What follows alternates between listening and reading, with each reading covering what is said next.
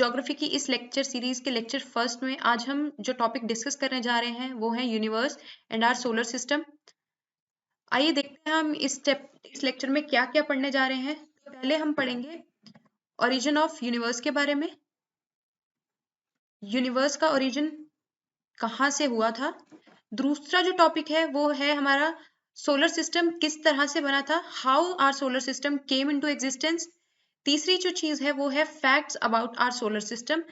ये वो फैक्ट्स रहेंगे जो हमारे एग्जाम पॉइंट ऑफ व्यू से भी इंपॉर्टेंट रहेंगे। हम यहाँ पे सिर्फ वही फैक्ट्स डिस्कस करने जा रहे हैं। फोर्थ जो है वो हम देखेंगे हमारे प्लैनेट्स किस तरह से फॉर्म हुए थे, और उसके बाद हम अर्थ का ओरिजिन कैसे हुआ था, और फाइनली हम कुछ एमसीक्यूज जो हैं वो डिस्कस करेंगे जिनके आंसर्स जो हैं आप जो है मुझे असाइन ईमेल आईडी पे भेज देंगे। क्लियर है? अब हम स्टार्ट करते हैं। हमारा जो लेक्चर रहेगा वो इन्हीं टॉपिक्स के ऊपर बेस्ड रहेगा। तो हम पहला जो है वो ओरिजिन ऑफ यूनिवर्स के बारे में पढ़ेंगे, फिर हम हमारा सोलर सिस्टम कैसे एग्जिस्टेंस में आया था उसके बारे में पढ़ेंगे, थर्ड हमारे फैक्ट्स रहेंगे, फिर प्लैनेट फॉर्मेशन के बारे में रहेगा, फिर अर्थ का ओरिजिन कैसे हुआ था उसके बारे में पढ़ेंगे। तो आइए स्टार्ट करते हैं। पहले जो हमारा टॉपिक था वो था ओरिजिन ऑफ यूनिवर्स। तो पहले हमें ये पता होना चाहिए जब भी हम अर्थ के बारे में पढ़ेंगे कि हमारा यूनिवर्स किस तरह से बना था। फिर हम डिस्कस करेंगे हमारा सोलर सिस्टम किस तरीके से बना था। नेक्स्ट जो है वो देखेंगे कि हमारी अर्थ किस तरह से बनी थी।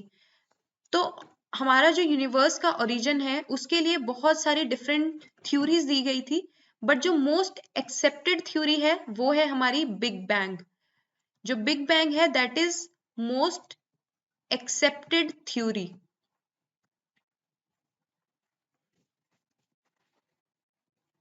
क्लियर है? इस थ्योरी को एक्सपेंडिंग यूनिवर्स हाइपोथेसिस भी बोला जाता है। अब हम देखेंगे कि इस थ्योरी को एक्सपेंडिंग यूनिवर्स हाइपोथेसिस क्यों कहा जाता है, बट पहले हम एग्जाम पॉइंट ऑफ व्यू से कुछ जो इसमें फैक्ट इंपॉर्टेंट है वो देख लेते हैं। इस थ्योरी को किसने जो है बनाया था, तो वो थे एडविन हबल, और दूसरा नाम है ई जॉर्ज लेमात्रे। ये दो नाम जो है बहुत इंपॉर्टेंट है, इनको आप नोट कर लीजिए। इन दोनों ने जो है मिलके जो है बिग बैंग थ्योरी के बारे में बताया था। अब हम देख लेते हैं कि हमने बोला कि बिग बैंग थ्योरी को एक्सपेंडिंग यूनिवर्स हाइपोथेसिस भी बोला जाता है, बट ये हाइपोथेसिस थी क्या? ये हाइपोथेसिस ये थी कि यूनिवर्स जो है वो एक्सपैंड कर रहा है, मतलब यूनिवर्स इज एक्सपैंडिंग, हमेशा बढ़ता ही जा रहा है। आपने रिसेंटली अपने थर्मोडायनेमिक्स के टॉपिक में एंट्रोपी के बारे में पढ़ा था। एंट्रोपी हमें क्या बताती है? रैंडमनेस।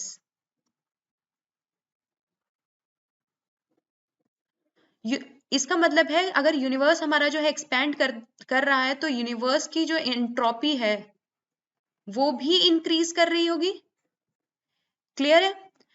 अब ये तो हो गया कि हमने ज्योग्राफी को साइंस के साथ रिलेट करके या थर्मोडायनेमिक्स के साथ रिलेट करके देख लिया। और जो हाइपोथेसिस थी बिग बैंग थ्योरी की वो ये थी कि यूनिवर्स जो है हमेशा एक्सपैंड कर रहा है, मतलब जो हमारा एंट्रोपी है वो बढ़ रही है। अब हम देखते हैं बिग बैंग थ्योरी की स्टेजेस क्या थी, मतलब किस तरह से उन्होंने बोला कि यूनिवर्स का ओरिजिन हुआ। हम देख रहे हैं कि यूनिवर्स जो है एक्सपैंड कर रहा है, कभी खत्म नहीं हो सकता, तो इसका ओरिजिन हुआ कहाँ से? तो यहाँ पे जो है इस थ्योरी ने बताया कि जो स्टेज वन थी, स्टेज वन ये थी कि जो यूनिवर्स है वो एक सिंगल एटम से मिलके बना है। पहले जो यूनिवर्स था इसका का सारा matter, that all the matter forming universe existing at a single place in a tiny ball. ठीक है, ये चीज आपने याद रखनी है कि जो हमारा यूनिवर्स था वो सारा का सारा एक ही मैटर के अंदर था, मतलब एक ही टाइनी बॉल के अंदर था, जिसका जो वॉल्यूम था वो बहुत कम था, मतलब वॉल्यूम वाज लेस, डेंसिटी जो थी उसकी इनफाइनाइट थी, और जो उनका टेम्परेचर था वो भी इनफाइनाइट था। टेम्परेचर इनफाइनाइट होने का मतलब है टेम्परेचर बहुत ही ज्यादा था, जिसको कहते हैं बहुत ही ज्यादा।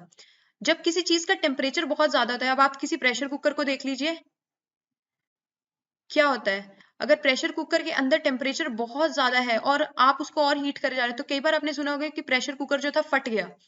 इसी तरह से जो सिंगल एटम था उसका टेम्परेचर इनफाइनाइट था, मतलब बहुत ज्यादा उसका टेम्परेचर था, तो वो क्या हुआ, वो सिंगल एटम जो है उसका एक्सप्लोजन हो गया।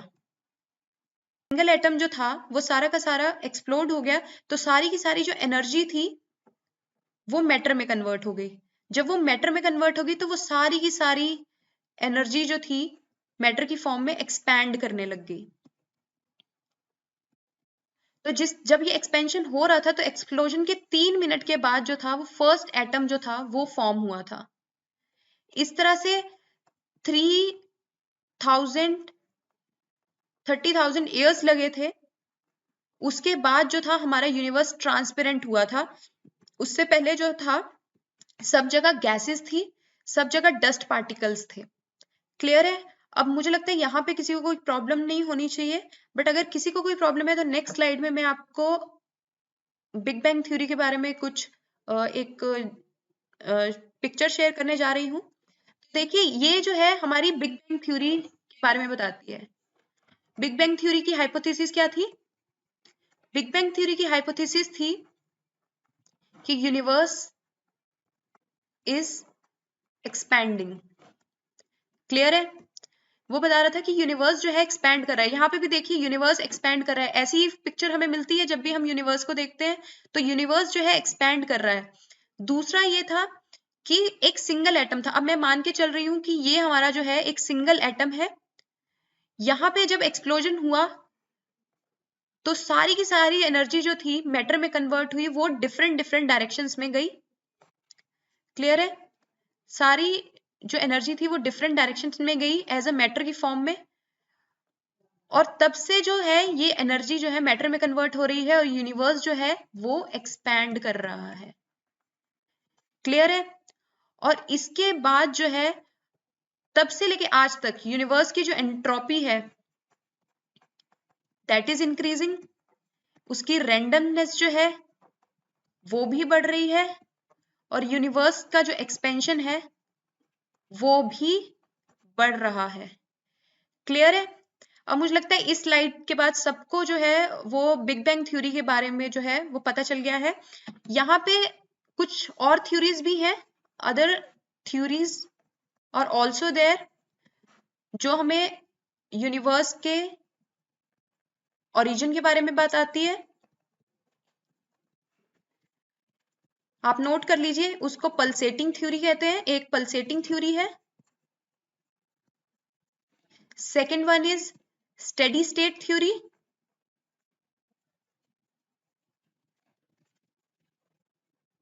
बट जो मोस्ट एक्सेप्टेड थ्योरी है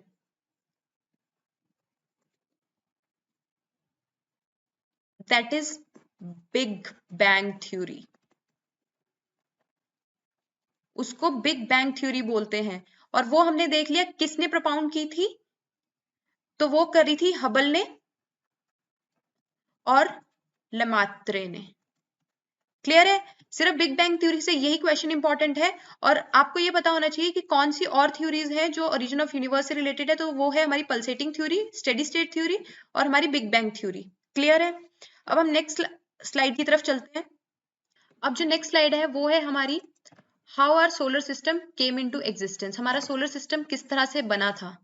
क्लियर है? इससे पहले हमने देख लिया यूनिवर्स किस तरह से बना था, अब नेक्स्ट देखेंगे सोलर सिस्टम किस तरह से बना था। पहले तो हमें ये पता होना चाहिए हमारा सोलर सिस्टम है क्या, सोलर सिस्टम बोलते किसे हैं। तो सोलर सिस्टम जो है उसमें एक सन है, ये आप सबको पता होगा, एक सन है। उसके अराउंड जो है डिफरेंट प्लैनेट्स जो है रोटेट कर रहे हैं। क्लियर है? नंबर ऑफ प्लैनेट्स जो है उसके अराउंड जो है रोटेट कर रहे हैं। आपने बस यही चीज याद रखनी है, ये आपको पता चलना चाहिए हमारा सोलर सिस्टम है। एंड आई थिंक सबको पता है कि सोलर सिस्टम क्या होता है। अब हम देखते हैं हमारा सोलर सिस्टम किस तरह से बना था, उसके लिए क्या हाइपोथेसिस दी गई। हमने यूनिवर्स के लिए देख लिया, big bang theory, expanding universe hypothesis दी गई थी। अब सोलर सिस्टम के लिए जो हाइपोथेसिस दी गई थी उसको बोलते हैं नेबुलर हाइपोथेसिस, और इसको किसने दिया था? इसको दिया था इमैनुअल कांत ने। और इसके बाद डिफरेंट जो स्कॉलर्स रहे थे या डिफरेंट साइंटिस्ट रहे थे, उन्होंने कुछ ना कुछ इसमें अमेंडमेंट्स करते रहे थे over the period of time, इसको इम्प्रोवाइज करने के लिए। ठीक है, अब हमने पहले देख लिया था बिग बैंग थ्योरी क्या है, अब हम नेबुलर हाइपोथेसिस के लिए देख लेते हैं नेबुलर हाइपोथेसिस क्या है। बट उसके लिए हमें पहले पता होना चाहिए कि नेबुला क्या होता है। क्लियर है? हमने नेबुलर बोला, बट नेबुला क्या होता है आपने बस ये याद रखना है, नेबुला एक जो है स्पेशल मटेरियल है, वो बनता है डस्ट पार्टिकल से और गैसेस से मिलकर बनता है। जो हमारा नेबुला है वो हमारा एक स्पेशल मटेरियल है, मतलब स्पेस का मटेरियल है जो डस्ट पार्टिकल और गैसेस से मिलकर बना होता है। क्लियर है? जो नेबुलर हाइपोथेसिस है उसमें एक नेबुला है। क्लियर है? ये आपको सबको समझ में आ गया, एक नेबुला है। First there was a nebula continuously rotating slowly. अब मान के चलते हैं ये रोटेट कर रहा है, किसी भी डायरेक्शन में रोटेशन मान लीजिए इसकी, ठीक है? एक ये रोटेट कर रहा है, तो जब ये रोटेट कर रहा है, आपने देखा जब रोटेशन होती है किसी भी चीज की, तो जो भी लाइटर मटेरियल है वो कोर की तरफ को एक्यूमुलेट होने की कोशिश करेंगे, मतलब कोर की तरफ को वो मटेरियल्स आएंगे जो लाइटर हैं, और बाहर वो मटेरियल रहेंगे जो हैवियर है। क्लियर है? अब हम देखते हैं लाइटर क्या है। लाइटर कुछ डस्ट पार्टिकल्स होंगे और कुछ गैसेस होंगी। क्लियर है? कुछ गैसेस होंगी। अभी कौन सी गैसेस है जो लाइटर होती हैं? Mainly hydrogen is the lightest gas, और helium, it is also lighter. ठीक है? जब ये सेंटर की तरफ को आए डस्ट पार्टिकल्स और हाइड्रोजन और हीलियम, तो बना हमारा सन। यहां से हम एक चीज क्लियर हो जाती है, जब हाइड्रोजन और हीलियम जो है, हाइड्रोजन एंड हीलियम सेंटर की तरफ को आए तो हमारा सन फॉर्म हुआ। तो इसका मतलब हमारा सन किससे मिलके बना है? हाइड्रोजन एंड हीलियम से। क्लियर है? अब आपने ये देख लिया कि सेंटर की तरफ को लाइटर गैसेस आई और सन बन गया, और उसके बाद क्या हुआ, सराउंडिंग में जो मटेरियल डस्ट पार्टिकल्स या हैवी रॉक्स प्रेजेंट थे उनमें हुआ फ्रिक्शन, उनमें हुआ कोलिजन, और उसके बाद जो था क्लाउड फॉर्मेशन हुआ था। और जब वो फ्रिक्शन हुआ, कोलिजन हुआ, आपने देखा होगा दो पत्थर टकराए या दो मिट्टी के जो टुकड़े होते हैं, जब वो टकराते हैं तो वो एक दूसरे के साथ मिक्स हो जाते हैं। जब वो मिक्स होते गए तो over the period of time वो प्लैनेट्स बन गए। ठीक है? यहाँ पे आपने बस एक दो चीजें याद रखनी है, वो ये है कि जो प्लैनेट्स फॉर्म हुए थे उस प्रोसेस को बोलते हैं एक्रीशन। ये आपने चीज याद रखनी है, कई बार एग्जाम में डायरेक्ट पूछ लिया जाता है कि प्लैनेट्स जो थे वो कौन सी प्रोसेस के थ्रू बने थे, तो वो बने थे एक्रीशन प्रोसेस से। तो यहाँ पे ये मोस्ट इंपॉर्टेंट थिंग है इस स्लाइड में, सबसे इंपॉर्टेंट थिंग यही है कि प्लैनेट्स जो थे किस प्रोसेस से बने थे, तो that was accretion process. Clear है? और हमारा सोलर सिस्टम कौन सी हाइपोथेसिस उसको जस्टिफाई करती है, तो दैट इज हमारी नेबुलर हाइपोथेसिस जो उसको जस्टिफाई करेगी। क्लियर है? अब मैं मान के चल रही हूँ यहाँ पे सबको क्लियर है, बट इफ किसी को क्लियर नहीं है तो नेक्स्ट स्लाइड पे चलते हैं और वहां थोड़ी सी और क्लैरिटी लेते हैं। ये अब हम देखते हैं हमारा सोलर सिस्टम किस तरह से बना है। अब हम प्रीवियस स्लाइड देख चुके हैं, जिनको याद है उनको तो बहुत अच्छी बात है, बट जिनको याद नहीं है उनको मैं इस पिक्चर के थ्रू थोड़ा सा याद करवा देती हूँ कि नेबुलर हाइपोथेसिस क्या बोलती है। नेबुलर हाइपोथेसिस बोलती है कि नेबुला है एक, क्लियर है, और वो रोटेट कर रहा है। अब ये रोटेट इस डायरेक्शन में कर रहा है। क्लियर है? ये नेबुला जो है रोटेट कर रहा है,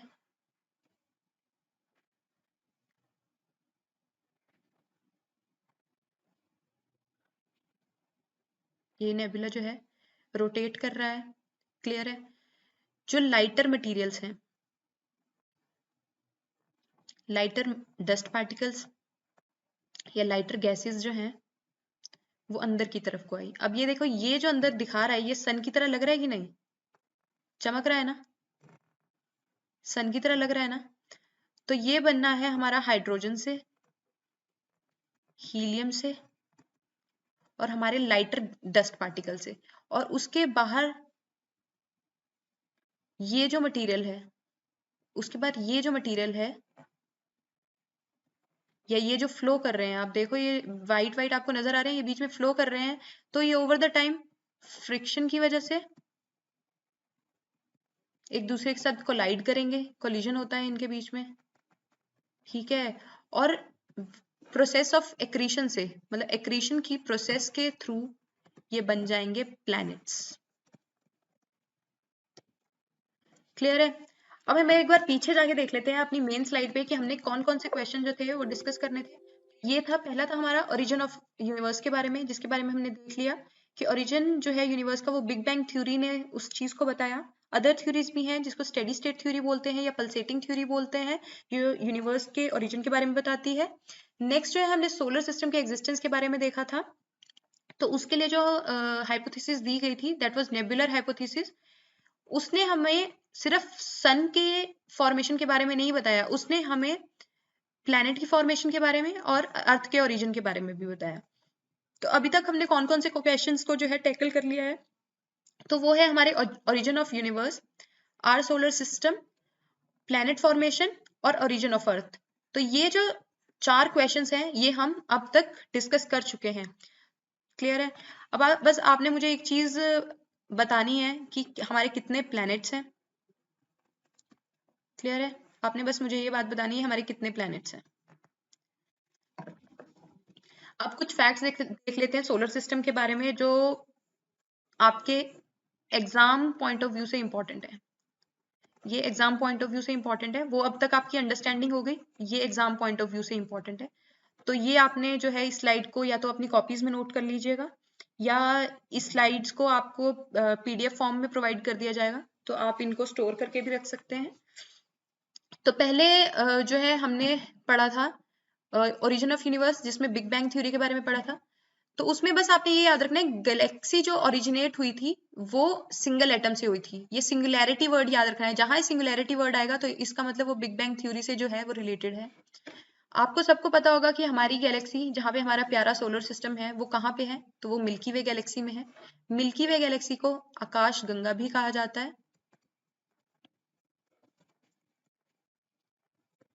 ठीक है, आकाश गंगा भी कहते हैं। अब एक और जो इंपॉर्टेंट क्वेश्चन बनता है वो है shape of milky Way Galaxy. Milky Way Galaxy की शेप क्या है, तो दैट इज स्पाइरल गैलेक्सी। तो इस तरह से और भी गैलेक्सीज होती हैं, एलिप्टिकल गैलेक्सी भी होती है, बट हमारी जो मिल्की वे गैलेक्सी है दैट इज हमारी स्पाइरल गैलेक्सी है वो। तो ये इंपॉर्टेंट क्वेश्चन बनता है। हमारे गैलेक्सी की सबसे नियरेस्ट गैलेक्सी कौन सी है, तो वो है एंड्रोमेडा। तो जो हमारी नियरेस्ट गैलेक्सी है मिल्की वे गैलेक्सी से जो सबसे नियरेस्ट है दैट इज एंड्रोमेडा गैलेक्सी।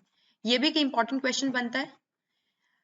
अब आपने रिसेंटली 2018 और 19 और 17 के अराउंड न्यूज में आया था कि इंडियन साइंटिस्ट ने जो है एक लार्जेस्ट सुपर क्लस्टर जो है उसको फाइंड आउट किया है। तो उस सुपर क्लस्टर का नाम था सरस्वती सुपर क्लस्टर। अभी तक के कितने भी सुपर क्लस्टर जो है फाइंड आउट किए गए हैं उसमें जो सबसे बड़ा सुपर क्लस्टर है that is Saraswati super cluster. तो that is also an important question, very important question. Next है जो मिल्की वे गैलेक्सी है वो कौन से सुपर क्लस्टर का पार्ट है, क्या वो सरस्वती सुपर क्लस्टर का पार्ट है, नहीं, वो लेनियाकिया सुपर क्लस्टर का पार्ट है। That is also an important, very very important question, इसको मार्क कर लीजिए। जो मिल्की वे गैलेक्सी है वो लेनियाकिया सुपर क्लस्टर का जो है पार्ट है। अब नेक्स्ट क्वेश्चन है हमारा नियरेस्ट स्टार कौन सा है, मतलब अर्थ के नियरेस्ट कौन सा स्टार है, दैट इज सन, हमारा प्यारा सन। ठीक है, बट हमारी गैलेक्सी के नियरेस्ट स्टार कौन सा है, तो that is Proxima Centauri. Clear है? This is also very important question. अब उसके बाद कुछ फैक्ट्स हैं, वो ये है कि सन जो है वो हमारे सोलर सिस्टम का 99.9% जो मैटर है वो फॉर्म करता है। मतलब बाकी जो है वो 0.01% ही है, मतलब प्लैनेट्स जो है वो 0.01% जो है वो फॉर्म करते हैं। 99.9% जो है वो सन ही है। और अभी हमने रिसेंटली डिस्कस किया था नेबुलर हाइपोथेसिस में कि सन जो है वो लाइटर गैसेस से मिलके बना है। तो लाइटर गैसेस हमने डिस्क्राइब की थी, कौन कौन सी थी, that was hydrogen and helium. तो सन जो है मेनली कंपोज्ड है हाइड्रोजन और हीलियम से। क्लियर है? ये सारे के सारे जो पॉइंट्स हैं वो आपके एग्जाम पॉइंट ऑफ व्यू से इंपॉर्टेंट है, तो आप इनको या तो कॉपी में नोट कर लीजिए या इनको आप यहीं पे याद कर लीजिए, जैसे आपको सही लगे। अब नेक्स्ट चलते हैं। ये मैंने यहाँ पे एक पिक्चर दिखाई है जहाँ पे मैंने दिखाया कि milky Way Galaxy लेनियाकिया super cluster का पार्ट है। लेनियाकिया जो है वो सुपर क्लस्टर है, ऐसा दिखता है वो, आप देख लीजिए, ऐसा दिखता है वो। और मिल्की वे गैलेक्सी यहाँ पे है, उसके एक एंड पे। ठीक है, ये है हमारी मिल्की वे गैलेक्सी और यहाँ पे हमारा है सोलर सिस्टम। क्या मिल्की वे गैलेक्सी में एक ही सोलर सिस्टम है? नहीं, मिल्की वे गैलेक्सी में ऐसे 10,000 के अराउंड सोलर सिस्टम्स हैं। क्लियर है? बट ऑलमोस्ट सेंटर में जो सोलर सिस्टम फॉल करता है वो हमारा सोलर सिस्टम है। क्लियर है? ये आई थिंक अब तक जितना भी आपको बताया है वो सारा आपको क्लियर होना चाहिए। अब आते हैं हमारी मिस्ट्री स्लाइड के ऊपर। ये बेसिकली ये एक होमवर्क है, आपने घर से इसको याद करके आना है। ये मिस्ट्री स्लाइड है, ये मिस्ट्री इसलिए है क्योंकि आज इसके बारे में नहीं बताया जाएगा, नेक्स्ट लेक्चर में आपको इसके बारे में बताया जाएगा कि ये जो यहाँ पे लिखे गए वर्ड्स हैं ये क्या हैं। आपने बस इनको मेमोराइज कर लेना है, आप इनको मेमोराइज करके आओगे और नेक्स्ट लेक्चर में मैं आपको बताऊंगी कि ये जो लाइनें लिखी हुई हैं, ये जो 2 लाइनें यहाँ पे मेंशन है, इनका क्या सिग्निफिकेंस है, इसीलिए इसको मिस्ट्री स्लाइड बोला गया है। ये आपका होमवर्क है, आपने इसको मेमोराइज करके आना है। नेक्स्ट जो है हम अब प्रीवियस ईयर के एमसीक्यूज को डिस्कस करेंगे। ये एक असाइनमेंट की तरह है, तो आपने इनका जो है मुझे जवाब भेजना है। तो हम देख लेते हैं पहला क्वेश्चन हमारा, Milky Way galaxy is A option है सन, बी ऑप्शन है planet of our solar system, C option है one of the solar system, D है one of the enormous galaxies of the universe. Clear है? ये first question है।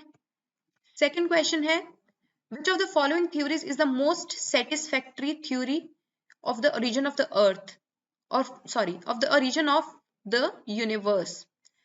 तो A option है pulsating theory, B option है steady state theory, C option है big bang theory, D option है none of the above. अब next question की तरफ चलते हैं। क्वेश्चन नंबर 3 है, the age of the universe is believed to be. Option A है 10 बिलियन ईयर्स, ऑप्शन बी है 1 बिलियन ईयर्स, ऑप्शन सी है 10 to 20 billion years, option D है 1000 बिलियन ईयर्स। क्वेश्चन नंबर 4 है, source of sun's energy. Sun की energy का सोर्स क्या है? ऑप्शन ए है burning of hydrogen, option B है fusion reaction of hydrogen, option C है fission reaction of hydrogen, and option D है फ्रॉम अदर गैलेक्सीज। क्लियर है? नेक्स्ट आएंगे क्वेश्चन नंबर 5 पे, which planet in our solar system has the highest density? तो option A है Earth, option B है Venus, option C है Jupiter, option D है Saturn. Question number 6, select the correct chronology of the planet according to its size. तो first दिया है आपको Mercury, second है मार्स, थर्ड है वीनस और फोर्थ है अर्थ। इनको आपने एक क्रोनोलॉजिकल ऑर्डर में लगाना है। तो नीचे आपको जो है ए, बी, सी और डी ऑप्शन जो है वो दिया हुआ है, तो आपने इसमें से करेक्ट ऑप्शन चूज करना है। क्लियर है? क्वेश्चन नंबर 7 है, what is the time taken by the light of the sun to reach the Earth? Option A है 7 मिनट्स, ऑप्शन बी है 8 मिनट 10 सेकेंड्स, ऑप्शन सी है 8 minute 20 seconds and option D है 7 minute 10 seconds. Question number 8 है, name of the mission plan to be sent to study sun. तो option A है messenger, option B है Aditya L1, option C है Voyager 1 and option D है none of the above. Question number 9 है, coronal mass ejection term is related to. Option A है sun, option B है moon, option C है Jupiter and option D है Venus. Last question जो है इस lecture का वो ये है, which of the following scholars suggested the earth's origin from gases and dust particles? एक बार मैं दोबारा रिपीट कर देती हूँ, which one of the following, मतलब अकेले एक ही स्कॉलर का नाम बताना है, who suggested the earth's origin from the gases and dust particles? तो ऑप्शन ए है जेम्स जीन्स, ऑप्शन बी है H. एल्फवेन, ऑप्शन सी है F. हॉयल, ऑप्शन डी है O. स्मिडेट। तो आपने इन चारों में से जो है वो मेरे को करेक्ट ऑप्शन भेजने हैं। आपको ये 10 के 10 क्वेश्चन दिए गए हैं, इनके आंसर्स जो हैं इस लेक्चर में मेंशन नहीं है, बट अगर किसी को उन आंसर्स की जरूरत है या कोई उन आंसर्स को पता करना चाहता है, तो दी हुई कॉन्टैक्ट ईमेल आईडी पे जो है अपने क्वेश्चंस को भेज सकता है, मतलब क्वेश्चंस के आंसर्स को भेज सकता है। तो उनको जो आंसर्स है 24 आवर्स के जो है बीच में मिल जाएंगे। अब हम नेक्स्ट जो लेक्चर्स हैं वहां पे हम प्लैनेट्स के बारे में डिस्कस करेंगे। उनके फैक्ट्स के बारे में डिस्कस करेंगे।